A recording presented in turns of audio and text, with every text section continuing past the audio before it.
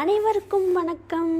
என்னோட யூடியூப் சேனலுக்கு உங்களை அன்புடன் வரவேற்கிறேன். இன்னைக்கு நம்ம பார்க்க போற ரெசிபி தட்டைப்பயிறு புளிக்குழம்பு. எப்படி செய்யறதுன்னு பார்க்கலாமா? வாங்க வீடியோக்குள்ள போகலாம். இதற்கு தேவையான பொருட்கள் 5லேருந்து 7 பல்லு பூண்டு, 10லேருந்து 12 சின்ன வெங்காயம், தக்காளி மீடியம் சைஸ் 1, கருவேப்பிலை ஒரு கொத்து, புளி ஒரு லெமன் சைஸ்க்கு எடுத்து கரைச்சி வச்சுட்டு அதில் மிளகாத்தூள் 1.5 டீஸ்பூன், மஞ்சள் தூள் 1/4 டீஸ்பூன், உப்பு 1.5 டீஸ்பூன் ஆட் பண்ணி கலந்து ரெடியாக வச்சுக்கலாம். ஒரு வானிலையில் 1/2 கப் தட்டைப்பயிரை எடுத்து நல்லா வாசம் வர அளவுக்கு ட்ரை ரோஸ்ட் பண்ணி வேக வச்சு எடுத்துக்கலாம். பார்த்திங்கன்னா நல்லா வறுபட்டுருச்சு. இப்போது குக்கரில் பயிரை மூழ்கிற அளவுக்கு தண்ணி ஊற்றி 1/4 டீஸ்பூன் கல்லுப்பு ஆட் பண்ணி ஒரு 2 விசில் வேக வச்சு எடுத்து வச்சுக்கிறேன்.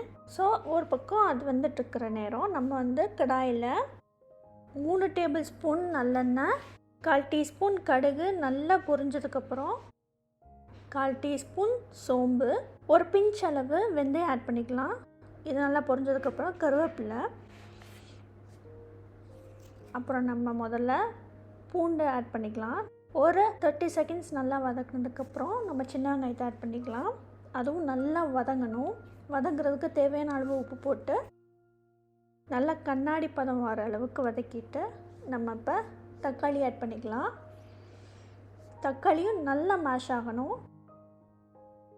நல்லா மேஷ் ஆகிடுச்சு. இப்போ நம்ம கரைச்சி வச்சுருக்கிற புளிக்கரைசலை எடுத்து நல்லா கொதிக்க வச்சுக்கணும்.